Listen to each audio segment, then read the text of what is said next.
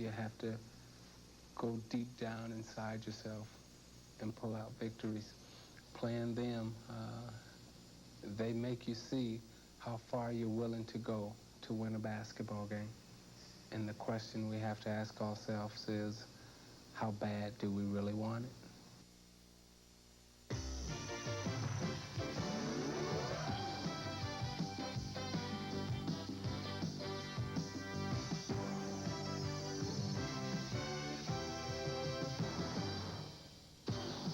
The prayers of the Detroit Pistons can be answered tonight. They lead the Eastern Conference Finals 3-2, including a pair of startling wins in the Boston Garden. And as a result, the Pistons are one step away from that coveted trip to the NBA Finals.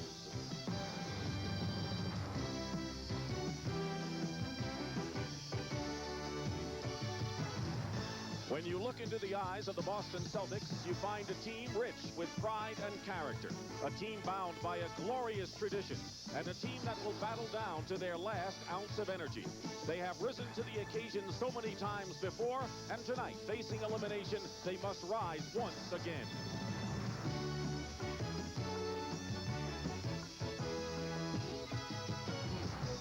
The Celtics will try to spoil the dream that burns within the Detroit Pistons, who tonight will try to make that dream come true.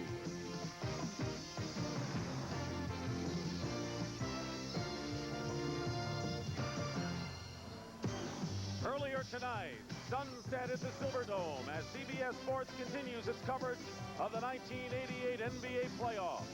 And inside, a crowd upwards of 30,000 to see whether the Detroit Pistons can be the first team in 5 years to prevent the Boston Celtics from reaching the NBA Finals.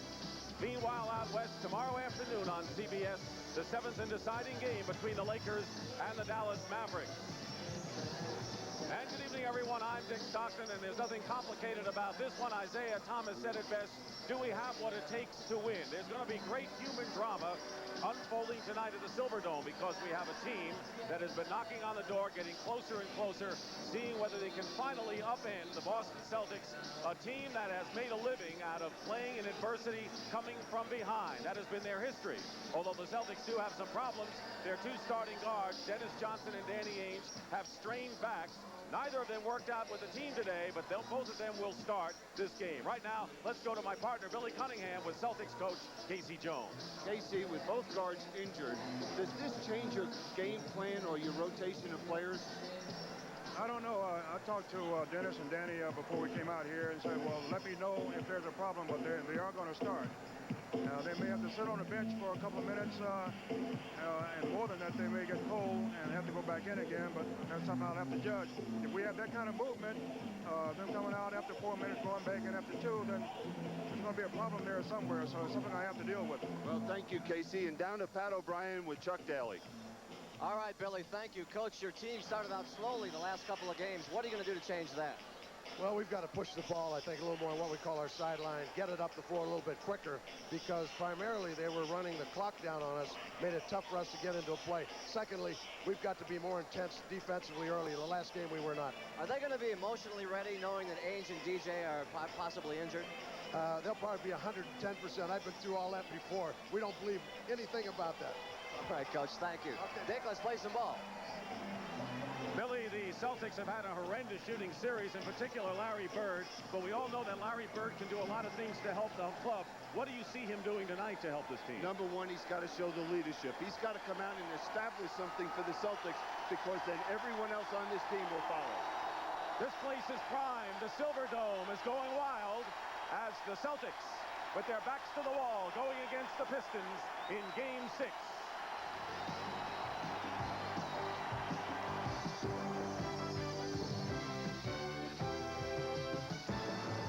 CBS Sports coverage of the 1988 NBA playoffs is sponsored by the Heartbeat of America. To take your taste away. Attendance-wise is 40,172 set between Seattle and Milwaukee at Seattle, and we'll see how close we come to breaking that mark tonight. The Celtics are playing their 5th must-win game. But the big must-win game was the game in Atlanta in Game 6 when they trailed 3-2 on the road, won that one, and then defeated the Hawks in Game 7 at the Garden. And the Celtics face the same situation tonight against the Pistons, trailing 3-2 and having to win away from home. Earl Strong, one of the officials working tonight, along with Hugh Evans. And Mike Mathis is the alternate. So the stage is set, Billy Cunningham. The drama is at hand. The Pistons need to win one game to get the Hex out of their system. And they're going to have to play their best game of this series to get that Hex off their back. They're going to have to come out with great intensity, especially at the defensive end of the court. The Celtics, they're going to have to make the extra pass at the offensive end. Laimbeer and Parrish jumping, and it's controlled by the Celtics. And we'll be watching Dennis Johnson, who was walking quite gingerly at the end of the game and did not accompany the team when they arrived last night. And Larry Bird hits the first shot of the game. Bird scored 27 points in Wednesday's game, the most points he scored in the series, but still having his shooting woes coming in. Laimbeer. Bill Laimbeer has averaged 22 points in the last 2 games after being ice cold the first 3. Usually that play is run for guards coming off baseline screens, but Laimbeer is exceptional. McHale puts Boston ahead. I think the guards are so crucial for the Detroit Pistons in their success. Well, just in the 3 games they've won, the guards have been the offensive force. Defense inside, Mahorn winds up on the deck, misses the shot. But make no mistake about it, this has been a brilliant defensive series. McHale. Here come the Pistons wanting to attack. 3-on-3. Laimbeer, baseline. Danley. Travel. Turnover, Boston ball. It's one thing Chuck Daly has talked to Dantley about when he's catching the basketball, using too much time. Just make a quick, strong move. All throughout the year, the Celtics have had a problem being patient on the road offensively. They've rushed shots. At home, it seems to be a different story. Parrish going strong in the basket. And a foul is called against Bill Laimbeer, his first. Right off the bat, we see the Celtics trying to establish that inside game. They've gone to Bird, McHale, and Parrish the first 4 times down the court. Celtics have reached the NBA Finals 4 years in a row, the last team to knock them out were Billy Cunningham's 76ers back in 1983 when Philadelphia went on to win the NBA championship. Robert Parrish.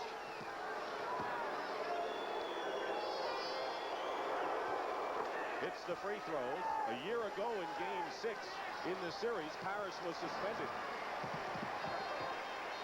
for his attack on Bill Laimbeer. Celtics with the early lead. Danley misses, and the Celtics box out well off the defensive board. Here's Ames. And Dantley has had problems offensively as soon as the Celtics made that switch with McHale guarding him. And McHale was pushed by Mahorn before the shot, and the Pistons have quickly picked up 3 team fouls in the first 2 minutes of this game. Ron Rothstein on the left and Dick Versace on the right flank Chuck Daly, who has coached at every level in his career, starting with Punxsutawney High School in Pennsylvania. Bird misses the shot, and another foul. Adrian Dantley had his elbow, and quickly Detroit has 14 fouls to the Celtics 9. Well, the Celtics truly have their game face on to start this ball game. Bird is looking quicker when he gets the basketball. They're playing better basketball than I've seen. Well, they've started out their last 2 games playing well, and they've faltered in the second half. They get the 3rd team foul on the Pistons. Bird has been the leading rebounder in the series and is tied for the lead in blocked shots on the Celtics. So when we talk about him doing other things besides scoring, he's been there. 8-2, Boston. And they'll call the Celtic foul away from the ball. Boston ball number 32. And Kevin McHale, who fouled out of the last game before they went into overtime. And it appears that Detroit is going at Kevin McHale, trying to pick up those fouls. Dantley going in and gets the basket. Remember last year, Danley's quickness paid off against McHale, but Kevin wasn't 100% a year ago. Yeah, and he's been on the all-defensive team for the last several years. The horn is on McHale, doubled with Dumars, knocked away by Dumars. Here's Isiah Thomas. Dumars. Joe Dumars used his body well to shield Larry Bird from the ball, and the Pistons trail by 2 with 3 minutes gone by. And that's something Detroit has to do. Dennis Johnson leans in, knocked down. Celtics ball. McHale might have touched it last, and it's still Boston ball. It was Lambier on it.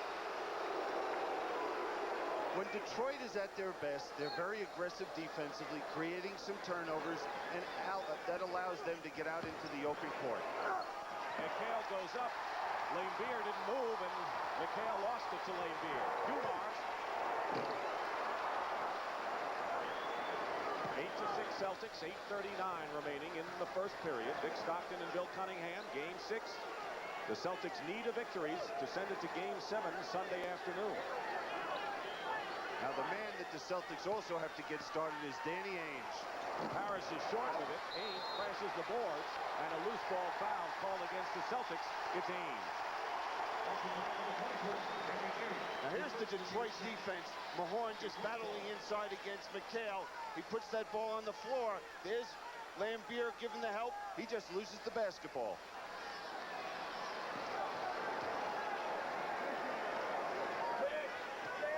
Pistons lost a year ago in 7 games to the Celtics. Thomas loses the ball going up, but Lambier has a gift. Look what I found, and Bill Lambier has given the Pistons a 6-0 run to tie this game.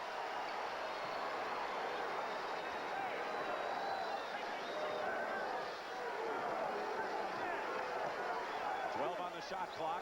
Danley on Bird. Bird lost his footing.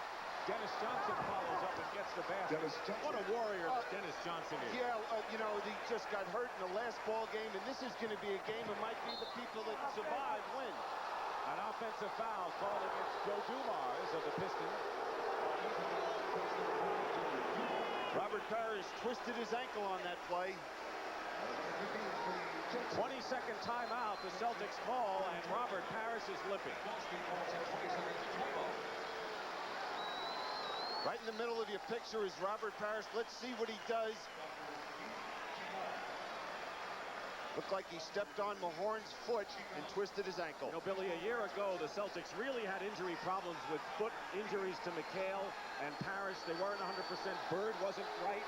They came into the playoffs this year healthy and rested, but funny things have happened, or not so funny, with the back injuries to the 2 guards, and then Paxson's back, and now all of a sudden Parrish gets shaken up. So this is a league in which you never know when the thing is going to happen. And also their benches dropped off with their effectiveness, where they, at the end of the season, they were really a factor in helping the team. Mark Akers comes into the game. He's been the first man off the bench for the Celtics in 4 of the 6 games. His best effort was in game number 3 when he grabbed 6 rebounds in 13 minutes, forced to play with Robert Parrish in foul trouble at the time.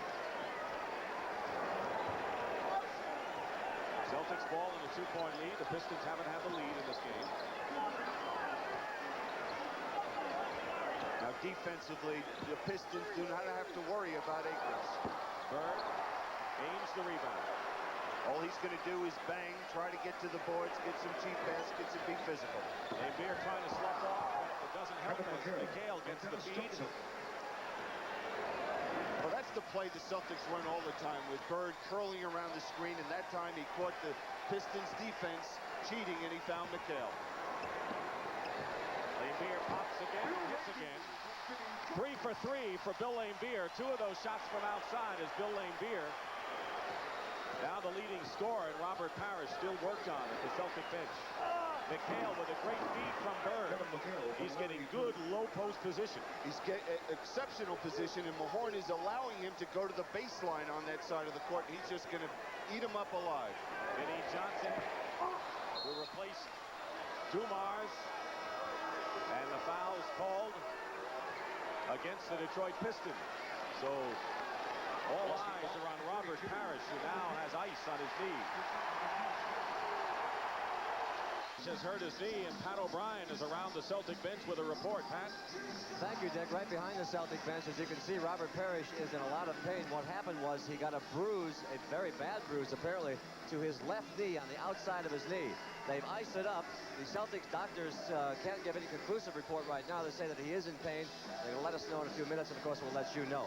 He says Dumars hit him on the outside of the knee. Back to you, Dick. All right, Pat, thank you very much. And that last foul was against Kevin McHale, his second personal foul. Now, right off the bat, Detroit is going to come out with the possession of the basketball and look to get it inside to Dantley in a position where he can take the basketball to the hole against McHale. But right away, we see that K.C. Jones counters, and McHale is going to play Lambier.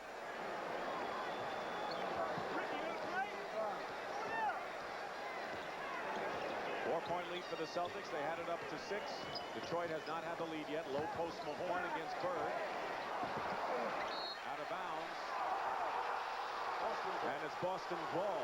Keep in mind that Rick Mahorn is playing with pain, faces possible back surgery after the season, coming off his best year, but really very little use during the playoffs except for fouls and inside defense. Jack McCluskey felt before he was injured he was the MVP on this Piston team. Larry Bird drove the baseline, misses. Rebound Mahorn trying to cut it to 2. Just under 6 minutes to go in the first period. Dantley has it knocked away by Bird. Out of bounds, Detroit ball, but Larry Bird with a brilliant play when Dantley appeared to have an easy layup. And this game is getting so physical, I would be very concerned if I were the officials. Because right here we see great hustle here by Larry Bird deflecting that pass and not allowing Dantley to get the easy 2. Each team with 3 fouls, and Mark Akers fouls Dantley going to the hoop. Dantley used that move to good advantage in the overtime victory in Game 5 against the Celtics. And that was against Roberts. Then he did use that quite a bit. And right now we're seeing Akers trying to play him. There's no way Akers can play him. This is going to force the Celtics to double team anytime Dantley touches the ball.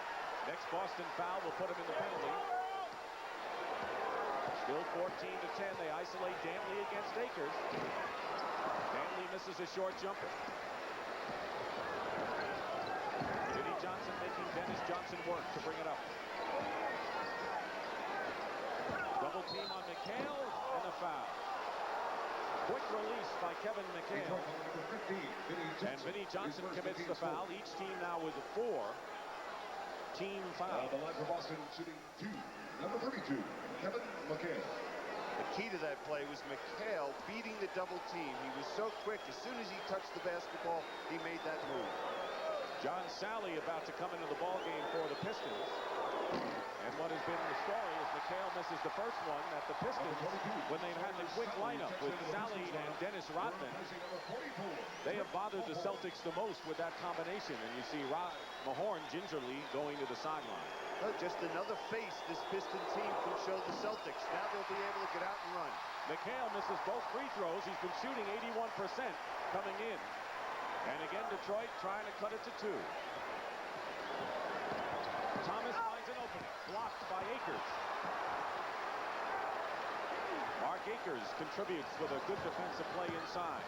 Dennis Johnson short in the corner. Thomas tries to save it, and it's still Detroit ball. That last play was a play, that pick and roll, that hurt the Celtics in game number 5, but they reacted beautifully to it that time. Pistons haven't scored in 2 minutes now. Dennis Johnson misses, goes after his rebound, and the foul against the Celtics, Mark Akers, I believe. And it'll be the penalty. And so the Pistons will shoot. One of the Pistons playing with Vinnie Johnson. He came out sizzling in the series, Billy. 12 points in the first game, 21 in the second, but since then, he hasn't scored much. 13 points in the last 3 games. How about the last 2 games? 2 points. And I asked Vinnie, what do you do to get yourself going? He said, well, what I'll try to do is be very aggressive defensively, and when I get the ball, I'll look to make the pass. That seems to get me going with my shot. Real quick, huh? He's got them both, and it's a 14-12 game. And here's Detroit with the kind of defensive pressure that helped bring them back in the second half Wednesday night. And I'm sure that Chuck Daly feels that they can wear this Celtic team down if they're able to maintain that type of pressure. Danny Ainge for three and misses. Loose ball, and Sally into the hands of Ainge. Goes right up with it. Thomas, the rebound. Danny Ainge has not scored a field goal in more than 7 quarters of this series. But Thomas throws it into the hands of Bird. Well, just a sloppy period. We're seeing open shots missed, poor ball handling. Neither team is just showing what it takes to get to the finals. Is it because they're pressing too much? Well, possibly. I wouldn't think the Celtics would, though.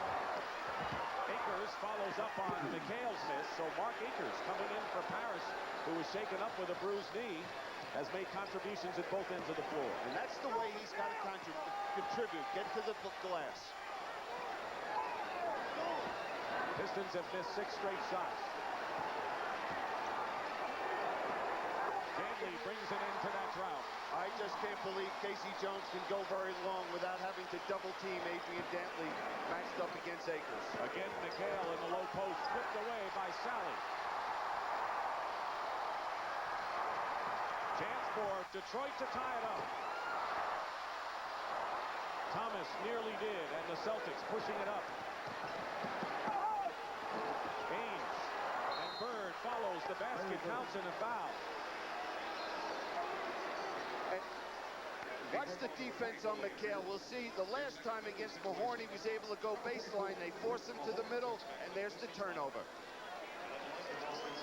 Foul is on Laimbeer, his second foul, and Larry Bird with 6 points will try to make it 7. Rick Mahorn has come back into the game, and Bill Laimbeer getting a rest. Bird also has 6 rebounds to go with his 7 points, and a lot of plays that don't figure in the box score. Yeah, he's showing that leadership we talked about, Dick. He's coming out here and saying, hey, we're going to get through this ball game and get a 7th game in the Boston Bowl. Sally stopped by McHale and Ainge. A Boston break, leading by 5. Ainge and the Celtics are up by 7, 21-14, with 2:45 to go in the first. Interesting. Now we see the Celtics out running, and this is what I think they have to do. Find a way to get the easy baskets, because if they expect to set up every time down the court, they're going to have a long night. Dantley is fouled by Dennis Johnson and will shoot 2, but the Celtics have opened up their biggest lead. And a timeout call. 2:35 to go in the first. Today, thousands of men share a common desire to be more fit, but many of them also share a common... Finals of the Kemper Open, Jim Hallett has a 1-stroke lead over Morris Satolsky and Tom Kite. 3rd round action coming up tomorrow on CBS. Now, after the block shot that we'll see here by Danny Ainge coming from the rear, this is great team defense on that play. But the shocking thing for Casey Jones, he probably thought that it was a different team, because here all of a sudden the Celtics are on the fast break. Not only are on the fast break, but we'll see right here, they have 4 Celtics on the breaks. I'm sure he praised his team after the timeout. We're at the Pontiac Silverdome, NBA action. The Eastern Conference Final, Game 6, with the Detroit Pistons at home, 1 game away from knocking out the vaunted Boston Celtics and moving on to the NBA Finals. But the Celtics have their biggest lead of 7, and Robert Parrish went out in the first quarter with a bruised knee with 7:34 to go. But Billy, since then, the Celtics have outscored the Pistons 11-6 with Parrish on the bench. And the big thing has been their defense and getting out and running. With Danny Ainge now, we'll have to watch closely and see how he's able to come back. Does his back stiffen up on him? That last foul was charged to Mark Akers, who has 3 personal fouls. So Parrish is hurt, and Akers already is in some sort of foul trouble. That means that Casey Jones's options are, number 1, he can go to Artis Gilmore and bring him off the bench. Maybe go with Fred Roberts if he picks up his 4th. 1 out of 2 free throws for Adrian Dantley. 2:25 to go in the first period. Jim Paxson, number 4, is into the game for the Celtics at guard, replacing Ainge. Bird turnaround on the baseline, doesn't go. Mahorn. Chance to cut it to 4. Pistons are shooting 33%. The Celtics are under 50 themselves. That's been the story of this series shooting-wise. Vinnie Johnson connects. First basket in 3 attempts. Interesting contrast with these two teams. The Celtics want to go inside to their big people. The Detroit Pistons have no post-up player except for James Edwards, who has played sporadic during the course of this playoff. Bird lost his footing, and now Earl Strong said he was kicked. And a Piston foul, and Bird will go to the line. Now here's the problem. Larry Bird has the good shot, good follow-through, arc on the ball. What happens? It bounces out. That's been the story for Larry Bird in this playoffs. Look at those numbers. His best shooting game was in Game 4 when he was 7 for 15. That's nothing like what people expect from Larry Bird or what Bird expects from himself. Dennis Rodman has come into the game, and Rodman gave the Pistons a big boost after 4 unproductive games on the defensive end, running and offensive rebounding. Meanwhile, Reggie Lewis, the #1 draft pick out of Northeastern, who has some solid offensive potential, but hasn't played much in the series, has come in, and he'll be joined by Dirk Minifield. So the Celtics going deep into their bench in the backcourt with Ainge and Dennis Johnson now sidelined. And it's a bench that has not performed well for Casey Jones and the Celtics. Bird made the free throw, has 9 points. Joe Dumars checks in for Isiah Thomas, who has yet to score and missed his 3 shots. 23-17, Boston. Vinnie Johnson in the lane. It drops for him, and Vinnie Johnson has 6 points, ties Lane Beer with the Pistons scoring lead. Under 2 minutes to play, nearly a minute to go in the first period. Reggie Lewis guarded by Rodman. Vinnie Johnson on Paxson. Minifield. Paxson way off, but Bird is there. And now the Pistons will try to cut it to 2. Under a minute to play. Knocked away by Bird. Paxson saves it. Now Vinnie Johnson has it. Sally. Rodman. Detroit ball. What action? What bad action there if you're the coach. I mean, it's just, I don't want it, you can have it type of basketball out here. Now here we see 1 turnover. Paxson turning it over. Vinnie Johnson getting the pass over to Sally. Now he, bang, bang, there's another turnover. Well, they wouldn't be winning many points for artistic impression, I'll tell you that, in this game. They sure wouldn't. But there's so much at stake.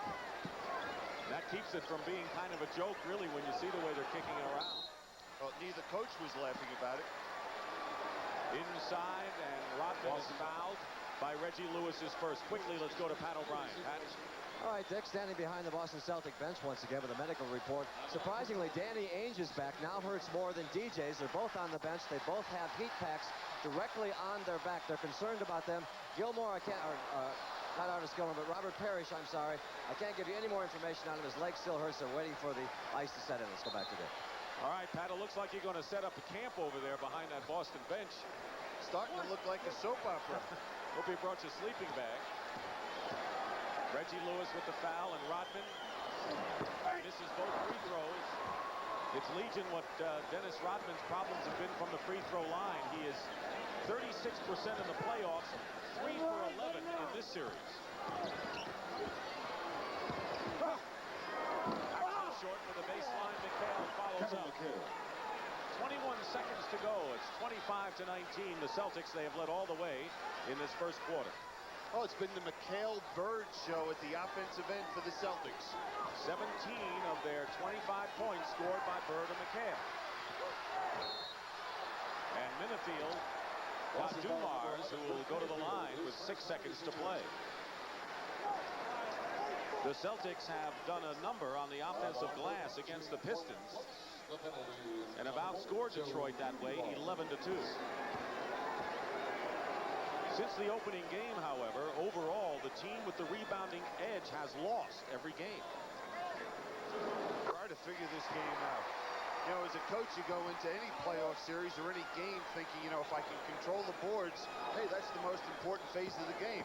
And here we show the contradiction. Games have been low scoring. Celtics have gone over 100 points only once in this series.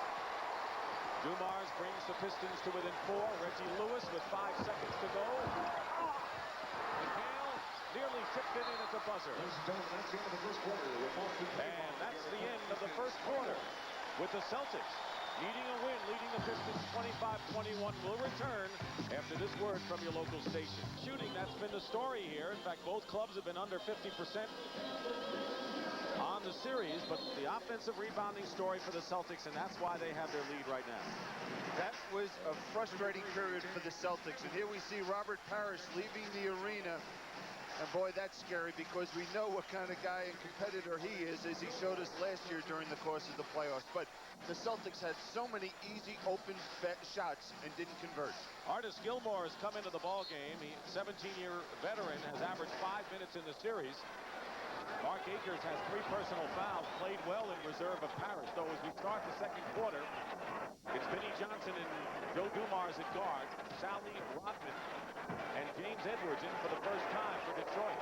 Dumars misses, and the offensive rebound is corralled by Dennis Rodman and a Celtic foul. That's what Rodman really adds to the Detroit attack as Gilmore picks up the foul. He brings emotion to the court for the Pistons. He gets out in the fast break, and as you said, on the offensive glass, he's as good on the offensive boards as any small forward in the NBA. Brad Lojas, who was the second-round pick of the Celtics out of Iowa, a 7-footer with a good touch and a shot-blocking ability, has come in. So Casey Jones is going out of necessity deep into his bench.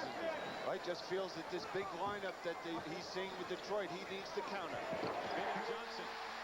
Vinnie Johnson did not score in the last game, has 8 to lead the Pistons here. Bird with 9, McHale 8 are the Celtic leaders, and Larry Bird comes close.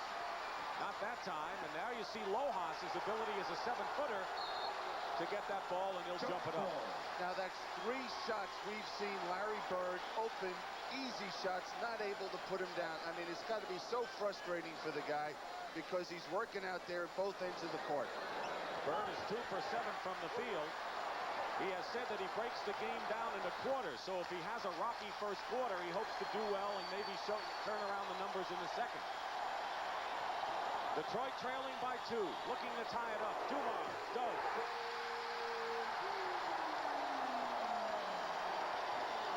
And the fear of penetration by Vinnie Johnson created that. Pistons have tied it at 25. Isiah Thomas still on the bench, is yet to score in this game for Detroit. Now you look at this team, there's only one offensive player out there for the Celtics. Minifield misses, the rebound by James Edwards. Crowd looking to see whether the Pistons get their first lead of the game. Johnson. Dumars finds Rodman. And Detroit leads for the first time. Timeout, Boston.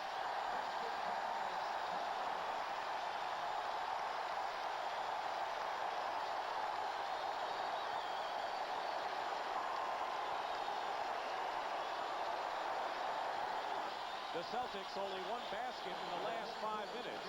Kevin McHale checks back in. So up front it'll be McHale, Bird, Lojas, and in the backcourt Ainge and Minifield. So Ainge out of rest with the heat pack on his back.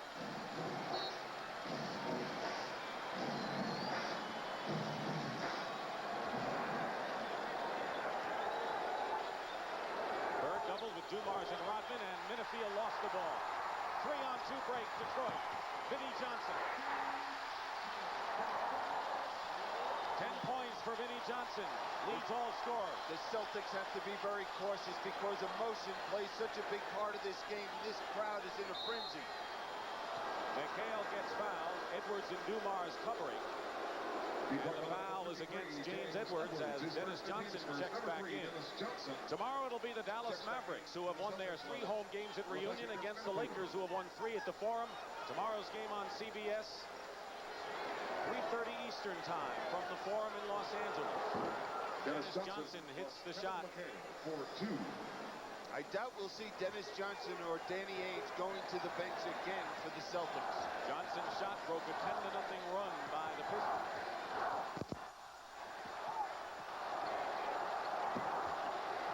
James Edwards against Lojas, the rookie. Foul, basket counts.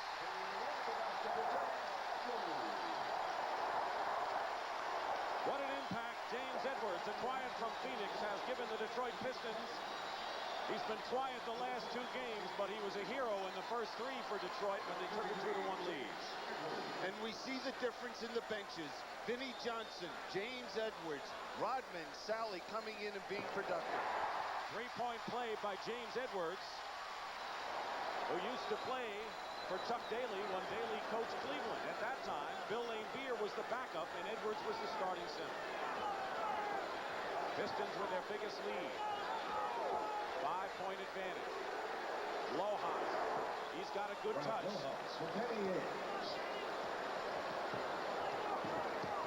Under 9 minutes to go in the first half. Detroit's done a number in their backcourt. That's what keyed their victories in this series. Sally open for the jumper. Well, you really have to be concerned if you're the Celtics, because John Sally is not known for his jump shooting. He's known for his inside play, and that's not a strength. And we see right now their offense with their benches being so effective. The defense of the Celtics has really dropped off in the last few minutes. Dennis Johnson left open on the double. Rebound Rodman. Every Piston who has played, all 9 have scored with the exception of Isiah Thomas and Rick Mahorn. No basket by Rodman. Stepped before he took the shot.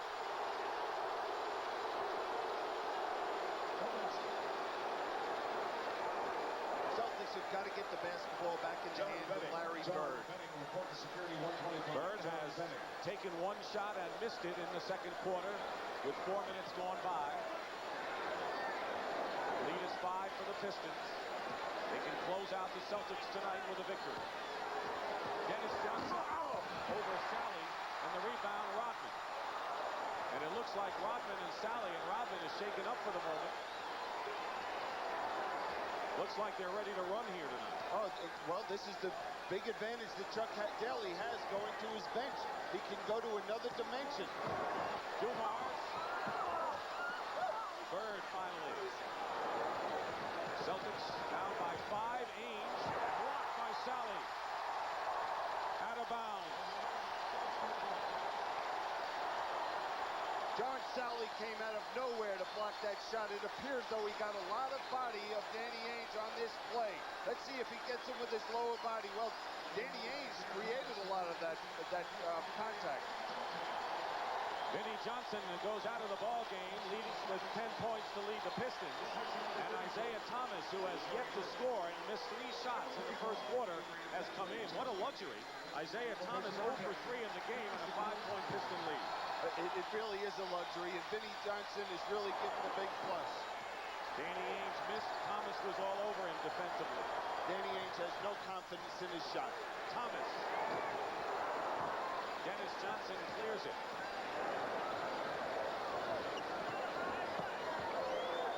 Fred Roberts in the game for the first time.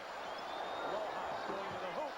Lojas showing. And some of the plays we have seen by the Celtic bench, maybe not to this level of the playoffs. You wonder what they might have done during the season. Well, that's a decision the coach makes, and the players dictate to the coach if they're going to get that time. They have to produce when they get that opportunity. Edwards, low post. Finger roll. Edwards has 5 points. 19 points by the Piston bench to only 4 for the Celtics. He's overpowering Lojas in the low post. Dennis Johnson draws the foul, and it'll be the second team foul of the quarter against Detroit. The Celtics also have 2. Edwards, his second. The team second. Now here's a strong move to the basket by Brad Lojas, and he just rolls right across the court.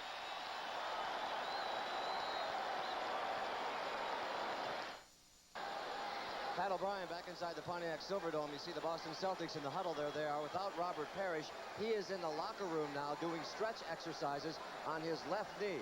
I spoke to him in the locker room and I asked if he's in a lot of pain. He said you would not believe the amount of pain. He thinks he'll be back before the half is over, but I'm not quite sure. Neither is the doctor. Let's go back to Dick. All right, Pat, thank you very much. And Billy, I wonder how critical the next few minutes are going to be in this game, because the Celtics have kept it a 5-point deficit. and they're using their bench. Parrish is out of there, and the Pistons look like they've got a world of confidence playing with the kind of aggressiveness they did not show in Game 4. And they have that quick lineup out there, so if they're able to get the ball and stop the Celtics offensively, they can get out and run and get the easy baskets. Celtics have Lojas, Roberts, Ainge, Dennis Johnson, and McHale. Larry Bird is on the bench. He has scored 9, but nothing so far in the second period. We're nearly halfway through that.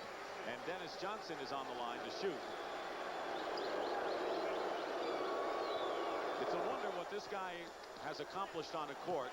He had a series high of 23 in game number 5, but you really can't measure in numbers the timely plays, the way he leads this club.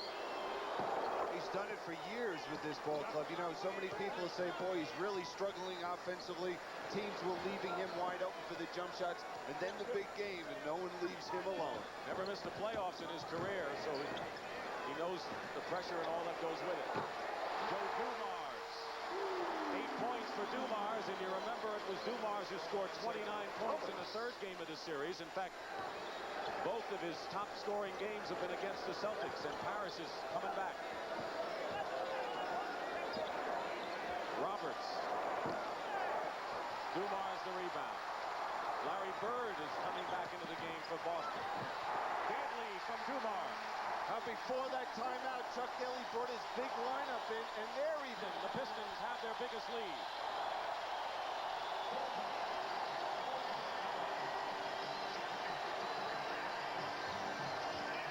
And now it's a full timeout as the Celtics used the 22nd timeout earlier on Parrish's injury. They're going bananas here at the Silverdome. Of this play is I want to have you watch how the Pistons rotate the basketball. They're going to make the entry pass. Danny Ainge will double team, and we'll see them skip the ball all the way to the weak side for the open jump shot. And when you talk about a key offensively, it's making that extra pass, and that's what they do for the open jumper for Joe Dumars. The Celtics, who shot 36% in the first quarter, are shooting 30% so far in the second, and Robert Parrish out of the dressing room is in there now. Out with a sprained knee when the Celtics led 10-8 in the first quarter. Bird with his first points of the second quarter. 5-point lead for the Pistons, 40-35, 5:15 to go in the half. Dantley against Bird. 6 on the shot clock. Dantley knocked away by Bird. He has made 4 tremendous defensive plays thus far. Just quick hands anticipating Dantley's move to the middle.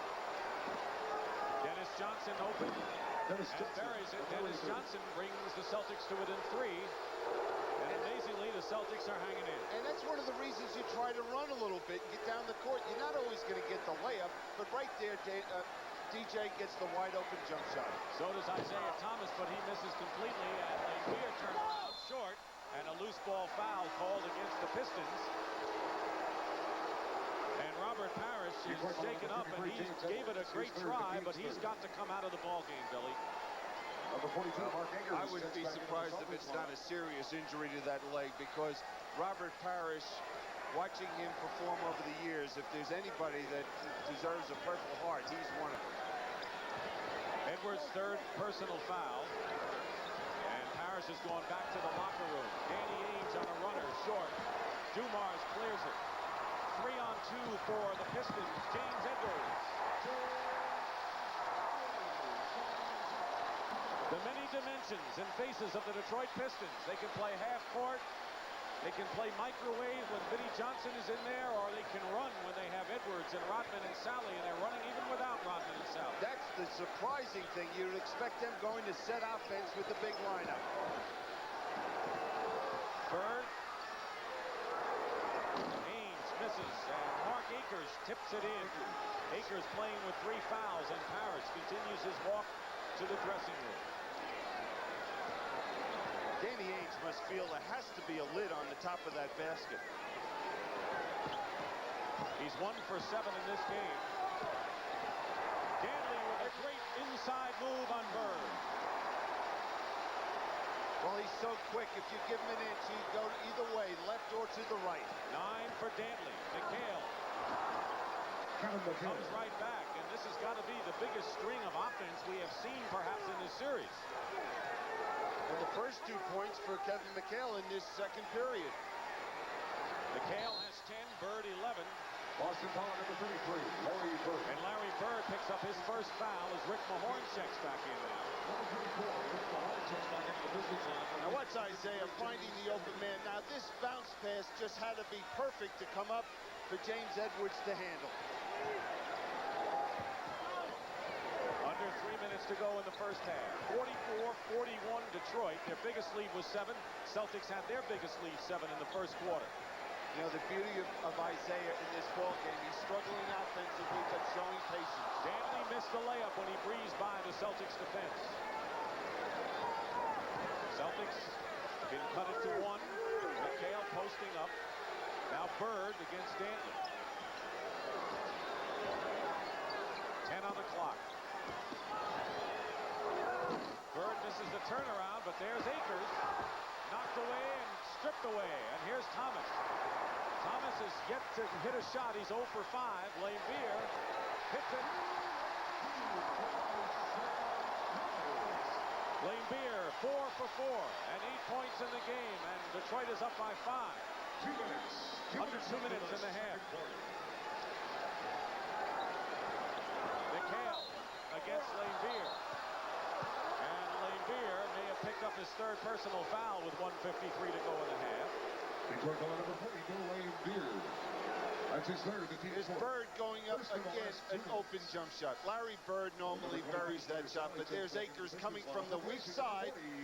Isiah's quick hands able to deflect that and steal the basketball. Number 32, Kevin McHale. Sally is in for Laimbeer, goes out with his 3rd personal foul. McHale has missed all 3 free throw attempts. Where at the Silverdome in Pontiac, Dick Stockton and Bill Cunningham. Game 6 of the Eastern Finals. The Pistons needing 1 to wrap it up and knock out the Celtics. Detroit leads by 4 with 1:48 to go. And they'll call the offensive foul. Isiah Thomas. Detroit foul number 11, Isiah Thomas. His first. You know, the thing about this ball game is how ineffective both teams have been overall offensively. It has not been a factor of the good defense in most cases. We've seen Danny Ainge, we've seen Bird, we've seen McHale on the Celtics missing wide open shot and going the same way, picking out Pistons. Dantley missed the layup a few minutes ago as McHale turns around from baseline. From Danny Ainge. 46-44, the Celtics hang in. And that's a great word, hang in. How are they hanging in at this point? Bird is struggling offensively. Robert Parrish is through for the night, and they're still there. Thomas from Dantley out of bounds. Very nearly kicked out by Isiah, but it'll be Detroit ball with 7 seconds on the clock. There have been segments of this first half where the Pistons have looked like they have fire in their eyes, and the intensity is there, and they're out aggressive defensively and running, and it just disappears. 3 on the clock. Thomas. Great move by Isiah Thomas. 48-44. But you know, the Celtics are not going to be easy to shake here. Oh, no. How many times have they been in a situation like this? They know what it takes. Ainge. Really struggling is Ainge from the field. McHale going in. Brown thought he walked. Tips it in. Kevin McHale. McHale has 15 points on 7 for 9. It was great hustle by McHale, just making sure that somehow he was able to get the field goal. 48-46. Pat O'Brien will be coming up at the half. Report from the Dallas-LA Lakers series. Thomas misses outside. Bird the rebound, and the Celtics in a position to tie it up. And now Bird and Rodman playing tag coming up court. The shot clock is off, and the Celtics have 19 seconds to try to tie this game. I think there was a technical foul called on somebody. Double technical. Double technical. It was Akers and Rodman.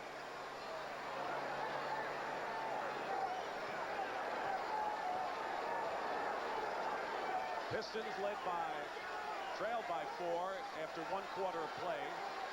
5 seconds to go. Bird, high arcing shot missing. And Detroit will have the slim lead at the half. Kind of another strange game like we had in game 4. Pistons 48, Celtics 46. Pat O'Brien will be back with the Prudential at the half after this message.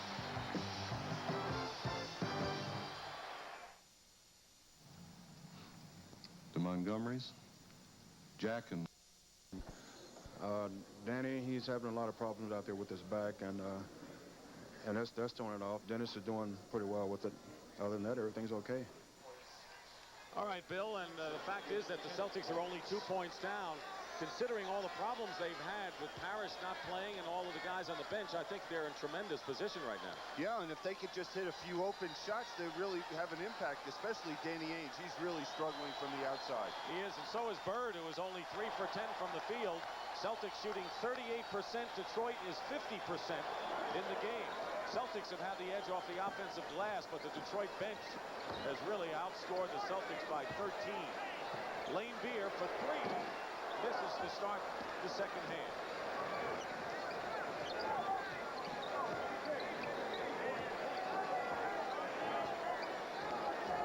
Johnson and Ainge at guard. Mark Akers starts at center, replacing Parrish, who won't be back, as you heard from Jones, and McHale and Bird the forward. Dennis Johnson gets the rebound. Akers works in. Traveling call. So there's the shooting story once again. Ainge 1 for 9. Bird 3 for 10. McHale has been the chief tormentor off the offensive glass.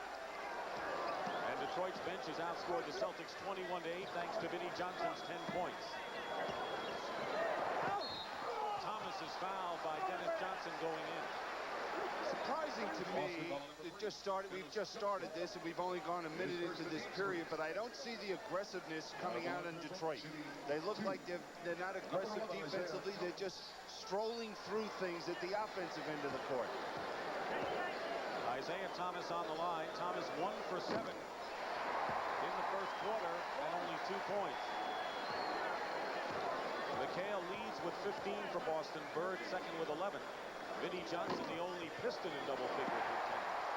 And McHale's the only starter shooting over 50% from the field, 7 for 11. 50-46 Detroit. Good pass from McHale out to Dennis Johnson, faked by DJ. Akers gets the loose ball. And that's what's been keeping the Celtics in the game, that offensive glass. McHale and Mahorn both hit the deck, and they stay there. And now the foul has been called against Rick Mahorn by Earl Strom for keeping McHale down. That's exactly the reason. We'll see them battling in here. Mahorn just backs off McHale, allows him to fall to the floor. Now he tries to get it up, and he pins him. 1, 2, 3, he's down. 2 personals on Rick Mahorn, each team with 1 team foul. Minute and a half gone by. McHale. Here's Isiah Thomas running it out for Detroit. Well, the Celtics are not letting the Pistons run, getting back effectively defensively. Doing an excellent job, but it's restrictive of Thomas because he has no one to run with. Danley, just inside the three-point line, has 11 now to lead the Pistons.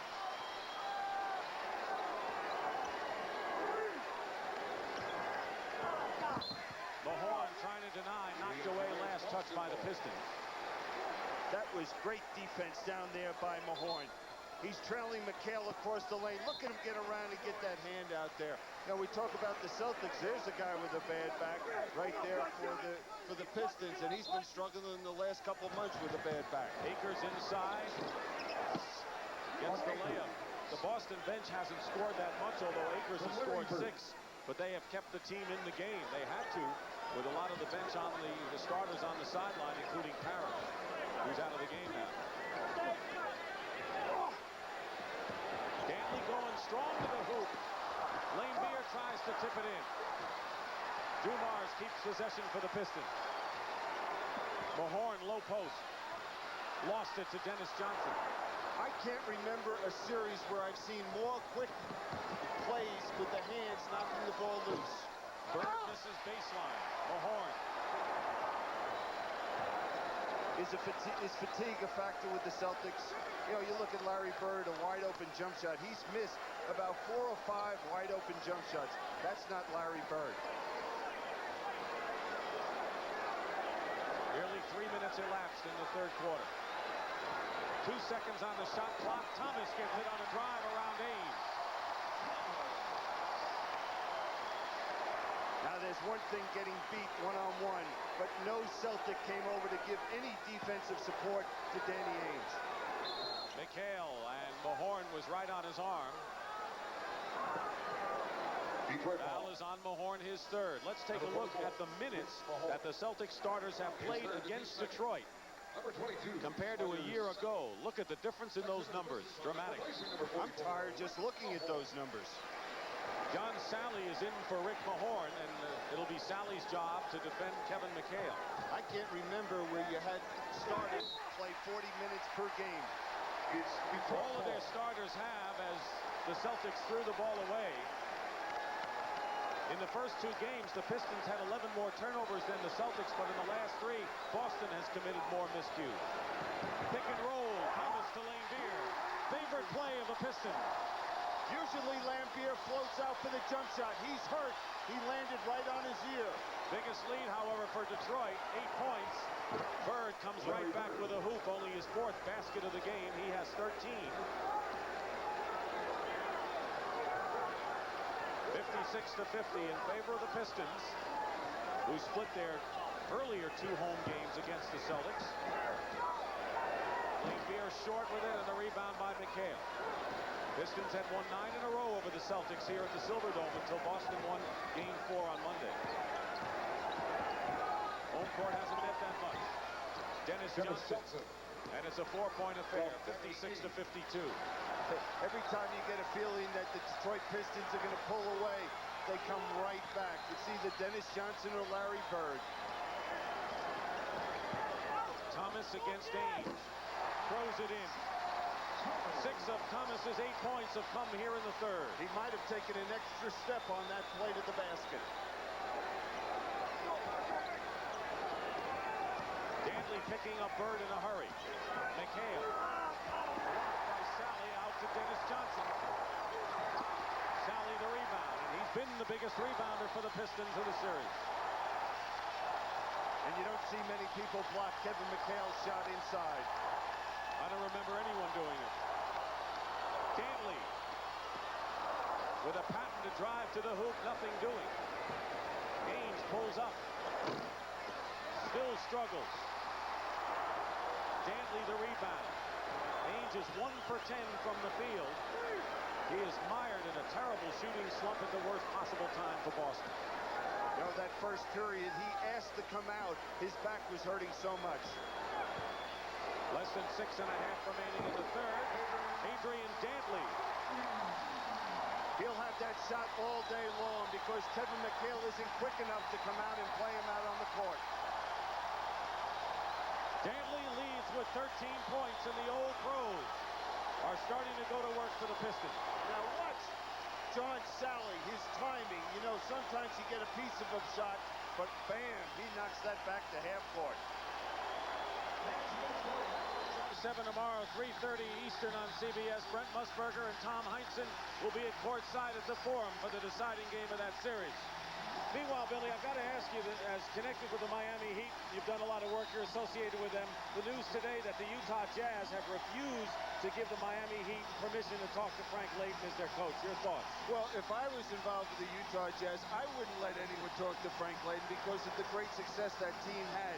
And all it is a bright future, and he did a great job. But the real reason I wanted to talk to Frank is, you know, that wardrobe of his. I'm dying to find out where he gets it.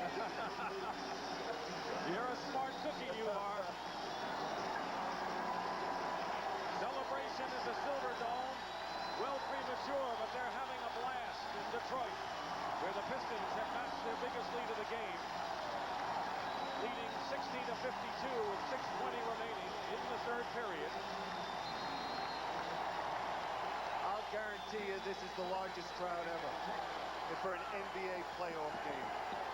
40,100 the previous time high. Vinnie Johnson is in for Joe Dumars as Sally rejects Larry Bird. Again, we see what the bench has done for Chuck Daly tonight. John Sally coming off the bench now and making his presence really felt at the defensive end. Against Vinnie Johnson, Dennis Johnson is fouled by Vinnie. That'll be the third team foul against Detroit, but there is Sally the acrobat here.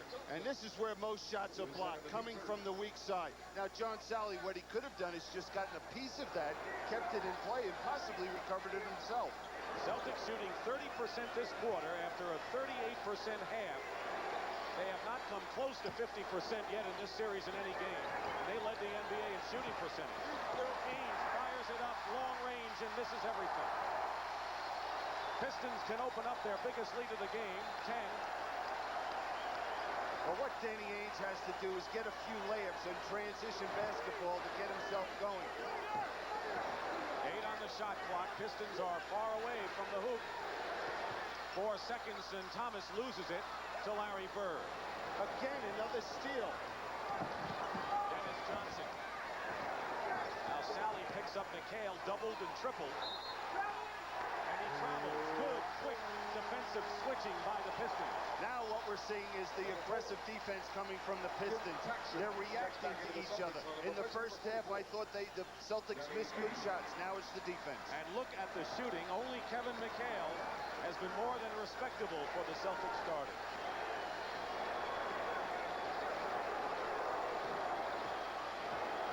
Paxson in the game for the Celtics. Danley goes up, and he's fouled.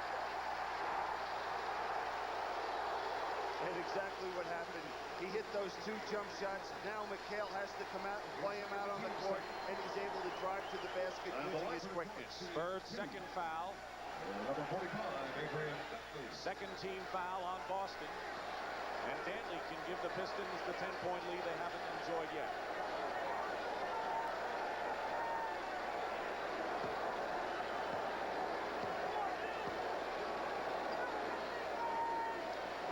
Danley has made a living at the free throw line in his career.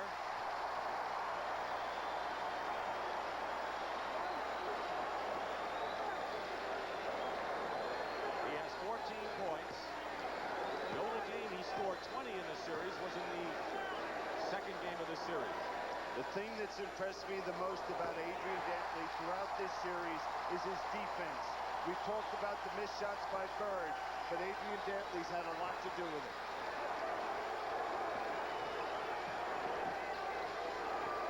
Pistons with the biggest lead. McHale leans in, gets the basket, and draws the foul, as only Kevin can do it. Sally's foul. His first, the team's fourth. 4th team foul on the Pistons. One more, they're in the penalty. Now, first you'll see Kevin McHale getting that position. Watch him lean in. He never takes the ball down low, keeps it high, goes to the basket. 3-point play by McHale. Brings the Celtics back to 7. 4:40 to go in the third. Vinnie Johnson at the line. Hit. He led with 10 in the first half. That's his first hoop of the second half. Now we see that the Celtics are coming to double team Dantley anytime he gets the ball on the wing. Piston foul will be their 5th of the period. Now watch the defense come. Now there's Vinnie Johnson just stepping right in, wide open jump shot. Good play by Dantley. James Edwards replaces Bill Laimbeer. Sally's foul is his second. And the Pistons are in the penalty, and McHale will shoot, but he has had a rough time from the free throw line tonight. The addition of Edwards also for Laimbeer. Fatigue does not become a problem for him. He's only having to play about in the low 30s minutes during the course of a game. Last year he was up near 40. McHale right now 3 of 6 from the line. Improves the percentage. And it's a 7-point game.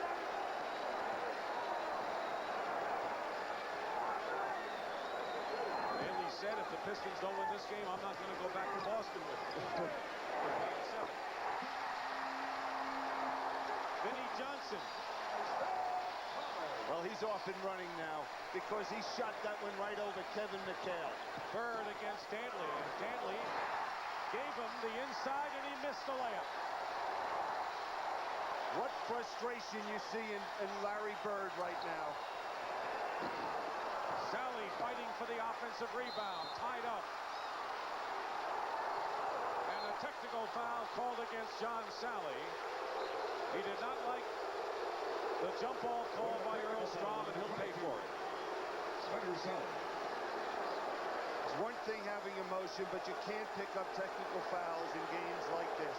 That might come back and haunt you. Now here's the shot by Isiah. Tough shot, forced shot. And there's the battle for the ball. I didn't see a real foul. Maybe a bump by Bird, but there's no reason for that display from John Sally. Bird makes the technical foul. Sally and Rodman, two players in their second year. And they've come a long way in their second year, but they're both kind of volatile and emotional players. And that's what this team needs a little bit of. They come off that bench and really add that adrenaline. Pistons control the tap. Ladies and gentlemen, leading by 8. How important it is to refrain from throwing any object onto the court, please. 3:35 remaining, third period. I can't remember a team having a chance to go to play for the World Championship that only has one post-up player, and we just saw him score right there. Edwards 4 for 4 for 9 points now. McHale double. Dennis Johnson on the penetration. Would have counted had it gone, and he'll go to the line. So Edwards playing another impact game, 4th of this series. This is the worst playoff shooting the Celtics have experienced since Larry Bird joined the team. You really can see age catching up with the Celtics. Artis Gilmore, talking about age, is coming to the ballgame, replacing Mark Akers. Really, let me ask you, with the Celtics on the brink here in 6 games and the Lakers forced to go 7-2 series, are we about to see the changing of the guard in the NBA? Oh, I think we're seeing it if you just go back to the first series where we saw how many 5-game sets that we have going to the wire. Right here, Detroit had to beat Washington that way. And it's just been a battle for everybody, and parity is here to stay in the NBA. Vinnie Johnson, red hot. You can talk about great players in this league, but when Vinnie Johnson gets in that zone, there's no player any more dominant offensively. Gilmore will draw the foul inside. Vinnie Johnson has hit 7 of his last 8 shots and has 16 points. Now look at Vinnie Johnson. He's just coming around screen after screen, and when he gets it, you know where it's going, right down in the hole. And this is right after a game in which he was shut out. In the front row with the Detroit Pistons owner, Bill Davidson. The Detroit's up by 10 points. You have to be awfully proud of this franchise. We are. And we're just hoping we can do it tonight. You said now you're going to start getting a little nervous. I don't know why, Bill. But about 6 minutes to go. If we aren't up in double digits, then it'll start tugging at me. All right, well, congratulations. Sitting next to him is Bob Seger, one of the legends of rock and roll. Bob, say hello to everybody. Used to play with the Town Criers. Enjoying the game? Oh, yeah. Oh, yeah. They're ready to rock here in Detroit. Let's go back.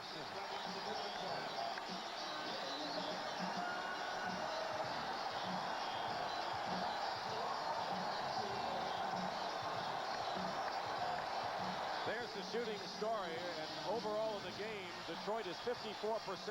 That's just below their best game effort, which was in the opening game of the series, and the Celtics continue to languish. Detroit leading by 10, matching their biggest lead. Gilmore is on the line, out there for the Celtics. Dennis Johnson and Jim Paxson in the backcourt. Up front, Gilmore, Larry Bird, and Kevin McHale. Detroit has Vinnie Johnson and Isiah Thomas in the backcourt. James Edwards, John Sally, and Dennis Rodman. Up front, they've got their running team in there. 1 out of 2 for Artis.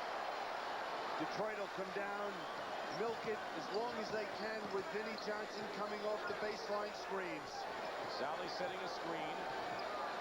Paxson shadowing Vinnie Johnson. 7 on the shot clock. Open is Vinnie Johnson.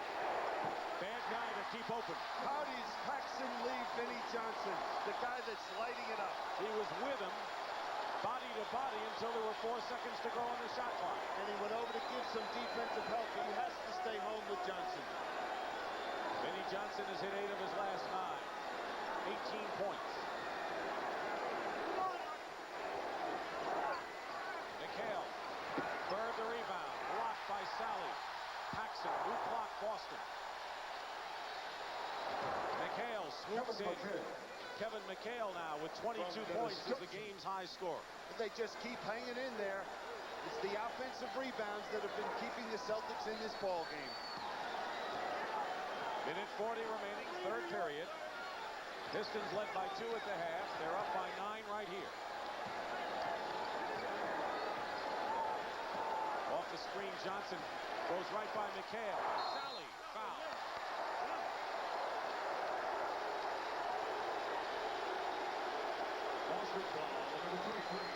We'll see McHale when he gets the ball down in the low post. They just swarm him. 3 Pistons around him. There's the missed shot, but watch John Sally. Again, that's his 3rd block shot in this period. And 5th in the ball game.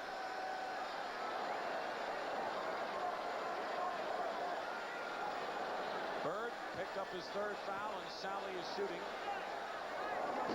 I think a lot of people wondered about Isiah Thomas after last year making that mistake in Game 5, throwing the ball away. And I watch him now, and you always hope that someone learns from defeat or a bad experience, that they're able to gain something positive out of it. And Isiah Thomas is showing that. He's showing that leadership. When do they need him offensively? When should he make the pass? He's doing it all for this Piston ball club. Dirk Benefield replaces Kevin McHale. Lojas is in there. So it's Gilmore, Lojas, and Bird. Who expected to see that kind of front court with Benefield and Paxson in the 3rd quarter of this important game? I think Casey Jones had to go to it because of fatigue. Gilmore misses the hook. Sally the rebound. Celtics trying to just stay afloat with Robert Parrish out of action. Played just 5.5 minutes tonight and was out with a bruised knee. Do you know how frustrating it is for Casey Jones? He has no buttons to press. Edwards fall away. And the Celtics are in a 3-on-2 break. Benefield, he's got some quickness, called for the offensive foul. And what I mean, Casey Jones, the Celtics can't change their personality. Whereas Chuck Daly can get a quick team in, a strong physical team up front. He has so many more weapons. And he's using them very well, I might add. Once again, the Celtics starters are outscoring the Detroit starters, but no contest when it comes to the men off the Pines. Detroit has had a huge edge. Thomas, Lojas the rebound. 34 seconds and running to go as Bird can't control the pass from Benefield.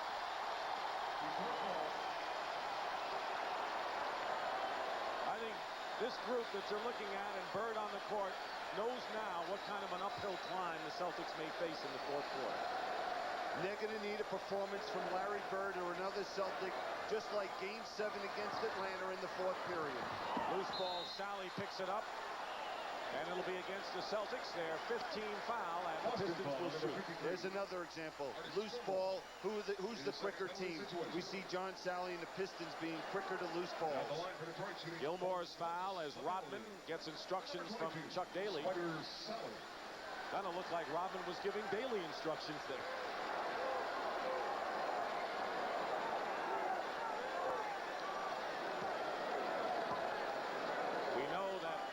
And the Lakers, who duel tomorrow in Game 7 on CBS at 3:30, are watching these 2 teams and forming impressions in case they have a chance to meet, which they hope they meet, the winner.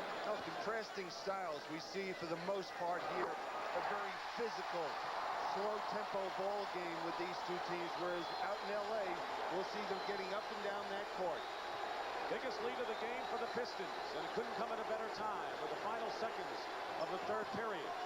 Paxson throws it away to Rodman. Picked up by Paxson. Bird tried to get it in there.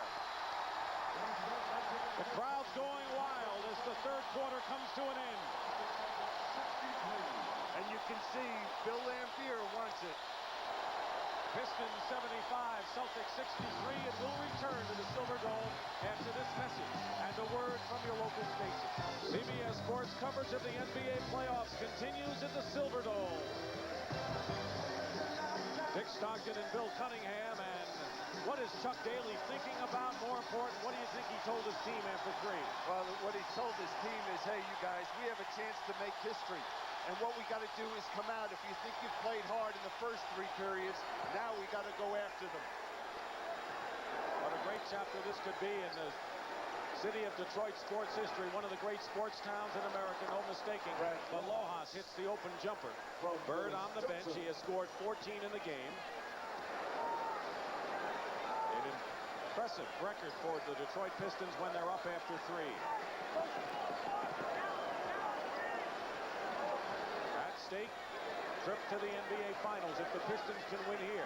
If not, we go to Game 7 Sunday at Boston Garden. Vinnie Johnson again. 9 out of 10 from the field. 20 points in the game. Today in the NBA, you must have people that can shoot the ball from the perimeter because of the defenses doubling down and forcing that pass. And what we're seeing is the Celtics haven't done it. And we're seeing the Pistons do it right now. 6 on the clock. Lojas. Thomas and Ames go after it out of bounds. Detroit ball. Vinnie Johnson missed his first 2 shots of the game, and since then has hit 9 out of 10. And Billy, if you look at the Celtics scoring by quarters, there's got to be concern. They've gone from 25 to 21 to 17. And they've done that all through this playoff series. They've dropped off getting to that 4th period, and I just believe it's fatigue. 12-point lead, trying to up to 14. Edwards will go to the line and have that chance. The old on the right, Casey Jones, who will be stepping down. And on the left, Jimmy Rogers, who will take over the helms of the Celtics as their head coach. Bird quickly back in. Shooting 2. Number 53. Right in the middle of the pack is Arnold Auerbach, Don Gaston to the left, Alan Cohen to the right. The Celtic ownership. They're not used to being in this type of position. Last 4 years under Casey Jones, they've been going on to the next step, playing for the World Championship. And coming in, they seem to have a great chance to get to the finals and maybe give the Lakers a good fight. And maybe they will. But an offensive foul. Dennis Johnson, and he's shaken up. Isiah Thomas is over there to make sure he's all right. And Vinnie Johnson and Isiah Thomas help him up. He's hurting, but I think he's even more upset with the call. Here we see his penetration. But John Sally did slide over. He did not establish position. Now the Celtics, to get back in this ball game, have got to create a faster tempo. They've got to do the job on the defense and get out and run. Edwards has it batted away by Dennis Johnson. Last year, the Pistons went to 7 games. Threw away Game 5, and then the collision with Dantley and Vinnie Johnson. That was the end of their chances in Game 7. 5-second violation. 5-second violation against the Pistons. Turns it over to Boston, trailing by 13.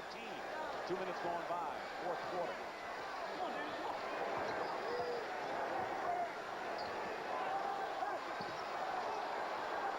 Dennis Johnson off the mark, and the Celtics are hardly fluid with their passing right now. They just look like a tired basketball team out there. There's no legs. Dennis Johnson on that last shot never left the floor on the jump shot.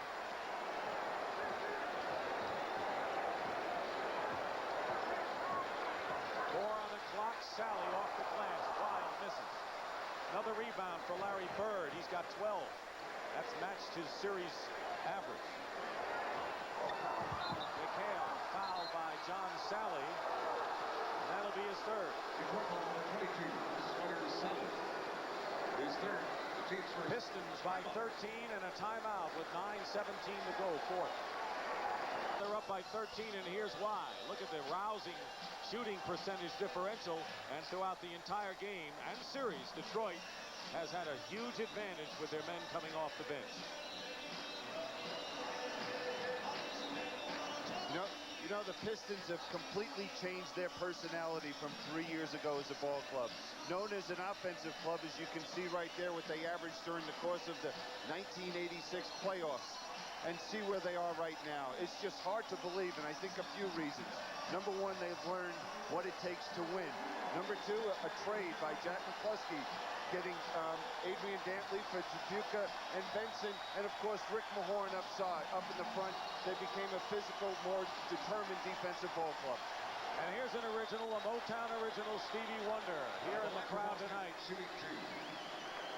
38,912 here at the Silverdome, the third largest playoff crowd in history. You won't be able to hold them back if they hold their lead against Boston. Not only that, but the Pistons have held their opposition to under 100 points in 9 of their last 11, and will do it again tonight. It's hard to believe they've been able to hold the Celtics, the best shooting team from the field this year in the NBA, to only one game where they've scored over 100 points. That was a double overtime affair in game number 2. Edwards over Lojas. 12 points for James Edwards. We see the two young players, Akers and Lojas, trying to play the post defense against Edwards. There's where they miss Robert Parrish more than anything, that experience, knowing how to use your body, force people out on the court. 14-point lead, biggest of the game for the Pistons. 8:45 remaining.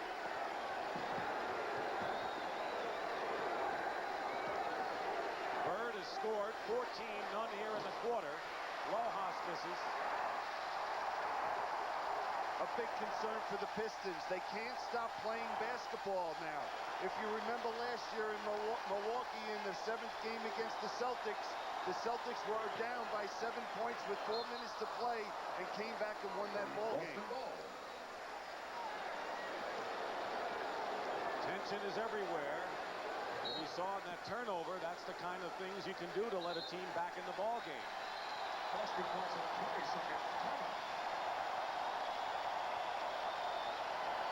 Timeout, 8:14 to go.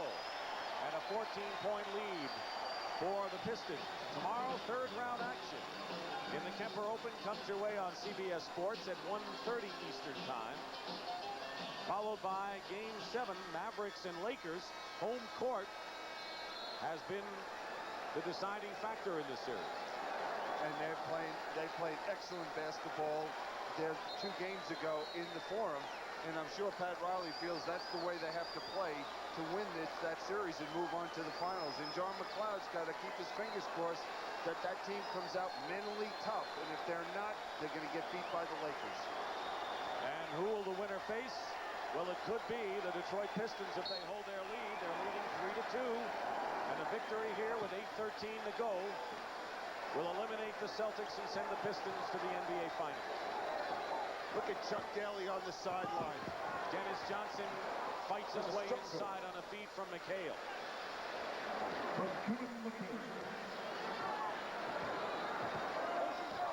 The lead is 12. Pistons turned it over the last time. 8 on the shot clock.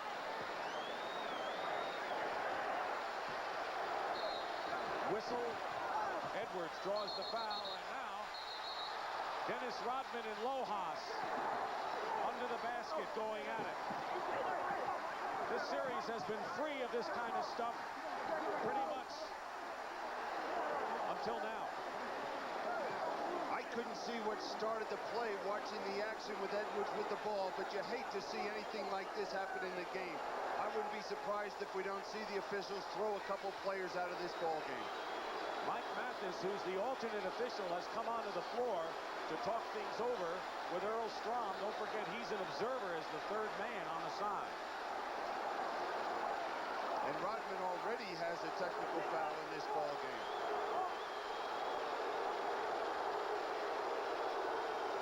Photographers are on the floor. So far, they've kept the fans away. this is the most non-player personnel that I've seen on the court. I guess they're not used to games like this in Detroit. They don't know that people are supposed to stay off the court. Now, right at the right of the lane, Lohaus grabs a hold of Rodman, and then they go right into the backstop. Chuck Daly over at the line, and Rodman is going to leave the ball game.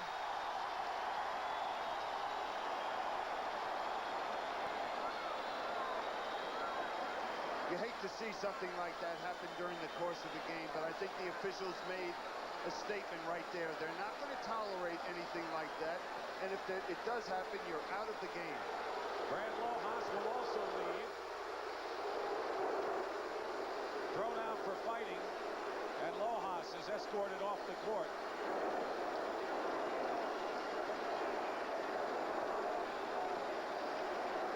I think the officials have done a terrific job of keeping things down in the series that had its moments last year. Here we see another pile-up that was on the side of that play. Danny Ainge down on the floor with Rodman as well.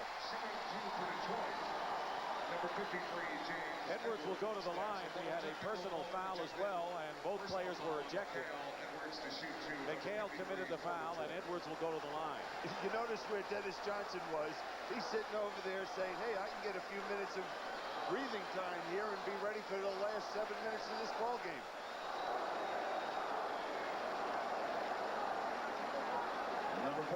Pistons have a 12-point lead. And this last 7 minutes and 40 seconds is going to be the toughest 740 they've played ever. Yeah, the Celtics have to make their move within the next 2-3 minutes. If they don't come back here and just get something going, show some aggressiveness defensively, more so than offensively, they're in trouble. Mark Akers joins the regulars of Ainge, Dennis Johnson, McHale, and Bird. Dantley is in there with Edwards and Sally, with Rodman gone. 14-point lead, 7.5 to play. Bird. Not that time. Those shots normally went for Bird this year. 3-on-2. Blocked. Before the series started, Larry Bird said he did not like playing in this building, and he has not played well at all shooting the basketball. He's done the other things, but they need his offense so desperately to have any success in Boston. He's shooting 25% in this game after 37% coming into it. Dantley.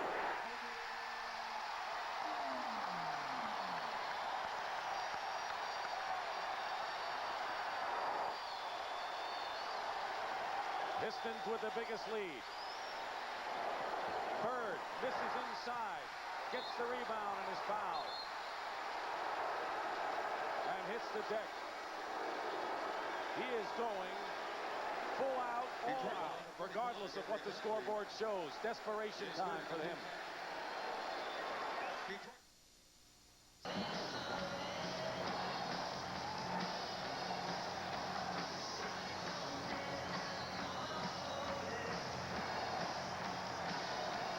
Pistons are 6:55 away from a trip to the NBA Finals for the first time in their history. In Billy Cunningham, we had Rodman and Lohaus thrown out for fighting, but cooler heads certainly have prevailed, and we want to remind you that the 1988 NBA Finals begin Tuesday night. Well, you're exactly right. That's the veterans out here. They know they're battling, but they also have such great respect for each other. And here we see Adrian Dantley helping Larry Bird up, just giving him a little pat on the back, and they just appreciate the effort each one has put forth in this series.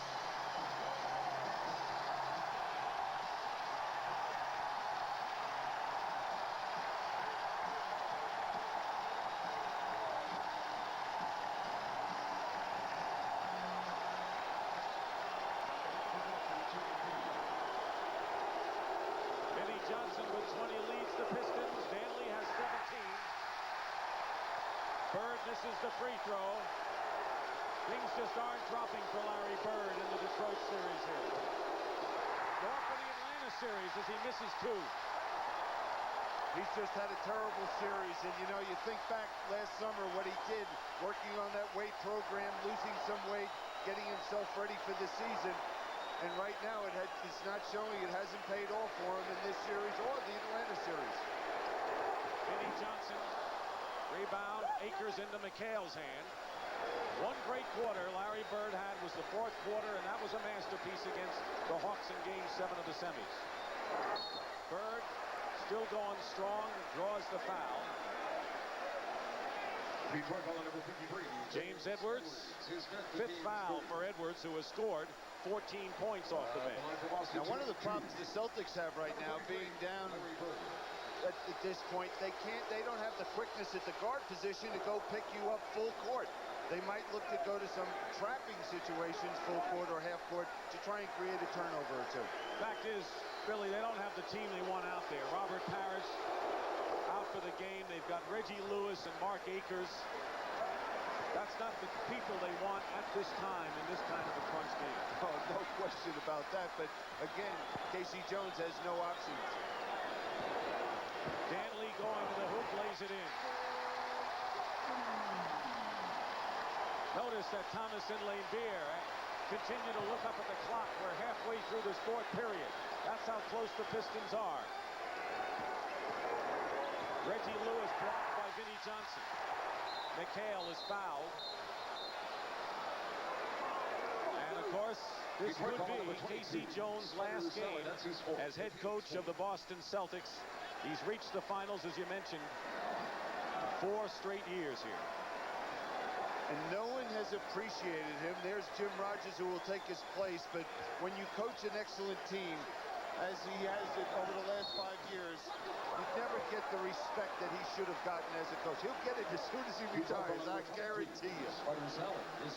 Sally picks up 2 quick ones. He has 5. What about Chuck Daly? How hard has he worked to get to this brink of where he is right now?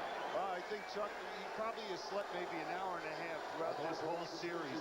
But the beauty that Chuck Daly has done with this ball club is he had a lot of talent on this club, and he still does have the talent, but the versatility and how he's used and capitalized on all the strengths of this team. Sally gets a hand as he leaves. Goes out with 5 fouls, replaced by Bill Laimbeer. The lead is 15.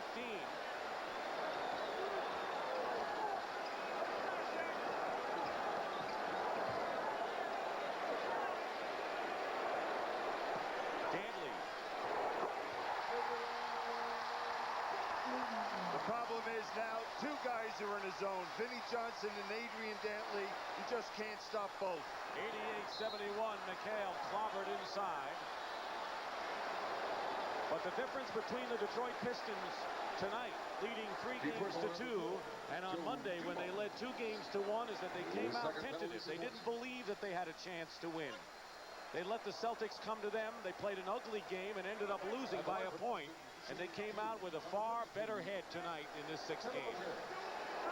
Just came out. They were mentally prepared to do whatever was necessary to win this ball game. Quite a contrast between what the Atlanta Hawks did when they had a chance in the last series.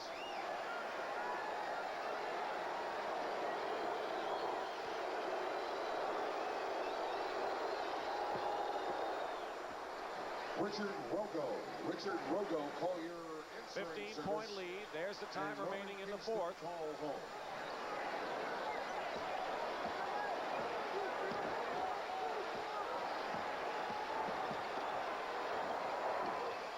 Dantley misses Laimbeer. New clock.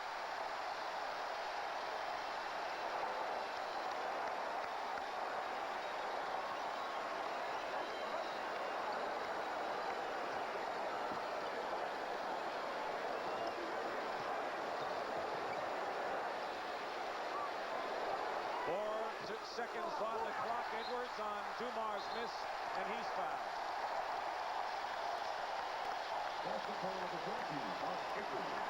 Now it's just a matter of time for the Pistons. They're not going to be denied. And the line for Detroit shooting team, number 53, James Edwards. That's Dennis Rodman sitting in the locker room cheering his team on. Change back into the Celtics lineup. Akers picking up his 5th foul.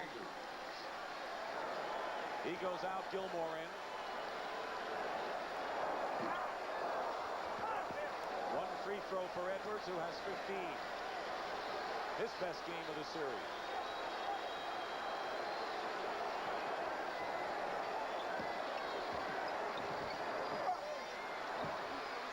McHale on the fall away. Consider the Pistons and what they've gotten from James Edwards. We mentioned they had William Bedford and Darryl Dawkins. How many teams get a chance to get 3 different backup centers and then click the way they did with Edwards? Yeah, and you have to give that credit to Jack McCluskey, making that decision and just pursuing that player, because he just felt that if he didn't work out, hey, we still have the nucleus of our ball club. Under 4 minutes remaining. Dumars. It'll be Celtics ball, 89-75. McHale leads with 28.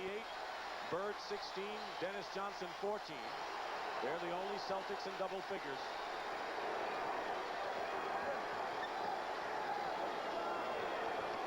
Reggie Lewis in the crowd. Basket will count and a foul.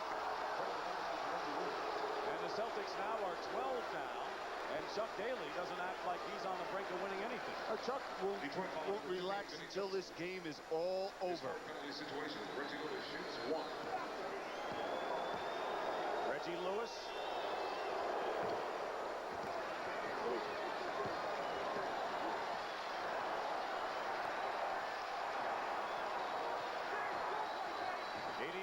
.78. 3:25 on the clock. Vinnie Johnson fouled by Reggie Lewis. Boston calling number 35, Reggie Lewis. Deciding game tomorrow from the Forum. The Lakers and the Mavericks. 2. And Number 15, Vinnie And Johnson. Tuesday we get started for the World Championship, the NBA Finals. 9 p.m. Eastern Time.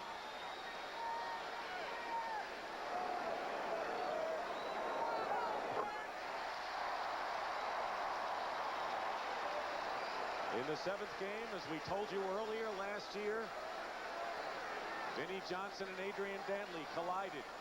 At the time, the Pistons were in the game, and it took a lot of the air out of the sails of the Detroit team.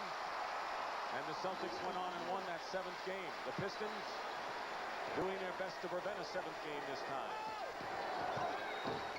McHale misses. Thomas winding down to 3 minutes to go, and a 13-point lead.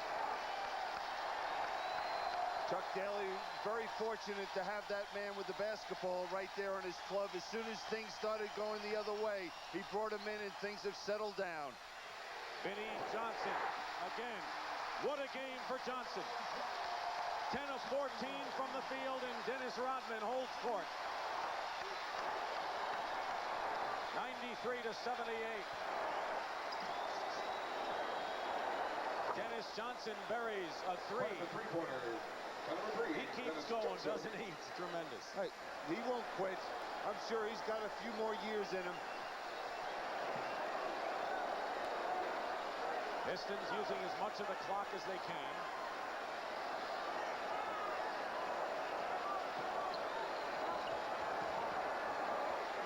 Vinnie Johnson again. Lambeer saves it, and a new 24. Now the big thing for Chuck Daly after this game is to enjoy it, but also making sure that his players don't feel they've achieved anything by getting this far. Dantley blocked by Gilmore. Rebound by Reggie Lewis. Boy, this crowd has erupted already tonight. I don't know how much more they can erupt. McHale with the runner, and it's 93-83, and they've cut it down to 10. It was 17. Celtics still clawing and fighting. 30 for McHale. I would be surprised if we didn't see anything else. Thomas. Gilmore the rebound with 1:24 to go and a chance to cut it to 8 or less.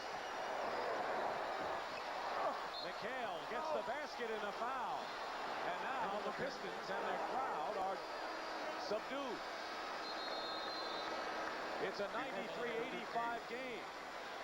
And a timeout called, and the Celtics can cut it down some more. Boston call. We go above and beyond just like you. You know, Billy, it's almost as if no matter what Detroit does, the Celtics will always remind them that we're right with you. Don't ever forget it. And even now, in what should be Detroit's glory in winning an Eastern Conference title, the Celtics can come within 7 points and really keep the heat on with 1:17 to go. It reminds me of one story. 1967, when I played in Philadelphia against the Celtics. Bill Russell, we're winning by 25 points. Luke Jackson going in for a layup, and Russell chasing him down, trying to block the shot with a matter of seconds left in the ball game. He didn't believe what the scoreboard was, and that's what the Celtics have been about since that era.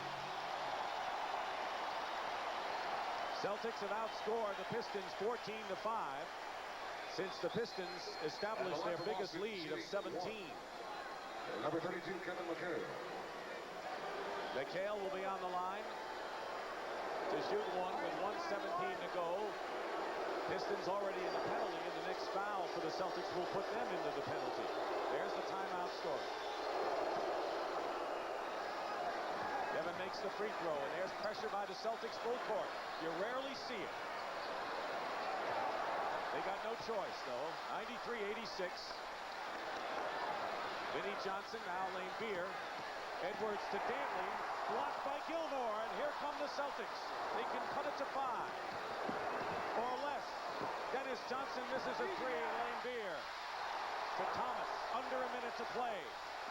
Goes to the hoop and is fouled by Dennis Johnson with 50 seconds to go. Smart move by Isiah Thomas, taking the ball to the basket.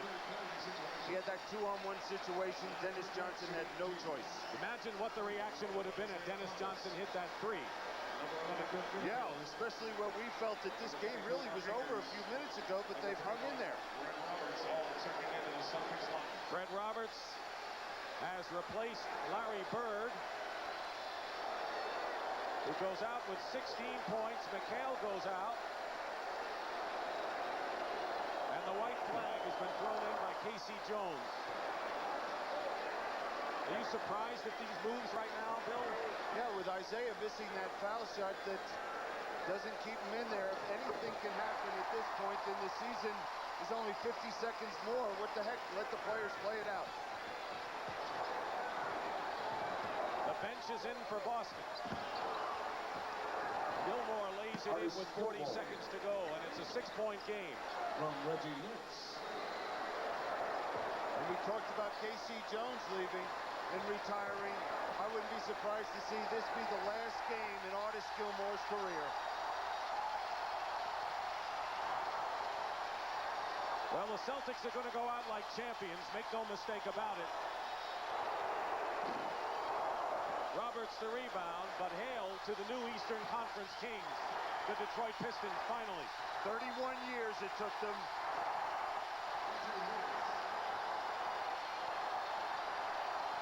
Chuck has it finally. And the celebration has begun.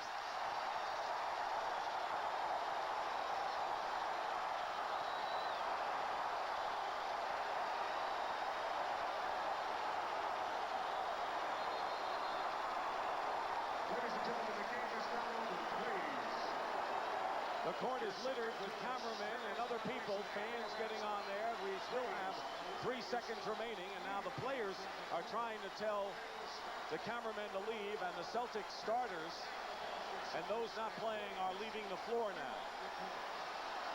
Possibly for safety reasons. Feeling with this crowd, and it's a long walk to the locker rooms, that with this crowd getting on the court, someone could get hurt. McHale and Thomas. What a picture that is. That's what it's all about. Good luck against the Lakers, I'm sure, is what McHale is telling the Pistons. Kevin McHale said after the last game, maybe we should give a little credit to that Piston team defensively.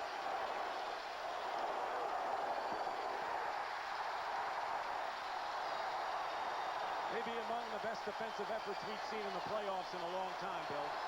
Now they're going to have to gear themselves up for a different opponent, a quicker opponent, either Dallas or LA.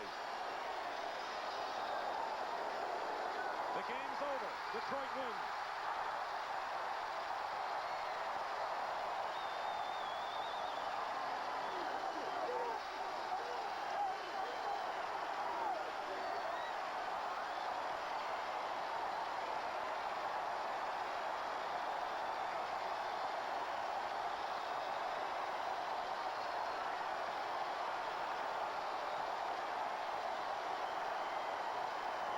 The huge disappointment of a year ago.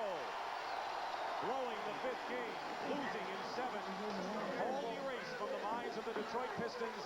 They have finally etched the Boston Celtics from their minds.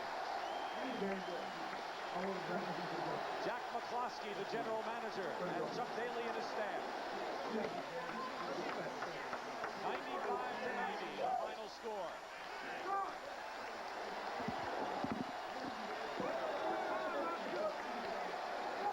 The Pistons win in 6, and they had to beat the Celtics twice in Boston Garden to achieve this Eastern Conference title. We'll be back at the Silverdome with more in just a moment. Pistons will play the winner of tomorrow afternoon's 7th game between the world champion Lakers and the Dallas Mavericks on CBS, so we'll have at least one different team in the NBA Finals this year. Right now, let's go into the Detroit dressing room and Pat O'Brien. Thank you very much. Maybe the hardest thing of the series was getting to the locker room, don't you think, Isiah? This is one of those times where I can actually say, how does this feel? Indescribable. All the work that you do as an athlete in the summer, all the hard minutes, all the hard hours of training. 7 years I've been chasing this dream, trying to get to the championship, and now all the hard work is paid off. Earlier, before the broadcast, you had said, we're going to see how hard we want it. I guess you found out. Yeah, the Celtics put us to the limit. You know, they never gave up, even though Parrish got hurt. They came in, they gave us everything that we could ask for out of a basketball game, and, you know, we wanted it bad. The thing I'm most proud of, I think, is Adrian Dantley. You know, I've been out there for 7, but he's been out there for 12. And if there's anybody who deserves to play in a championship game, it's definitely Adrian Dantley. Well spoken. Congratulations. Who would you rather have, LA or Dallas? You get these questions now when you get in here. I'm just glad to be here. I either play against my boy Mark or my boy Magic, so it don't matter. Isiah is going to be a father again in about 2 weeks. Is Chuck Daly around here? Adrian Dantley, come on over here. Congratulations. 12-year career. How does this one? Feels great. Feels great. The Boston Celtics. Do you have anything to say about that? Got to get over. Parrish was out the game. We still couldn't put away, but we're glad to be there. And who would you, this is the kind of questions to get now. Who would you rather have, LA or Dallas? Or are you going to celebrate and not think about it? Celebrate now. We don't care. We're going to watch. Okay, they are going to celebrate, as is all of Detroit going to celebrate. And we'll be back with more from the Pontiac Silverdome in Pontiac, Michigan. They're rocking tonight.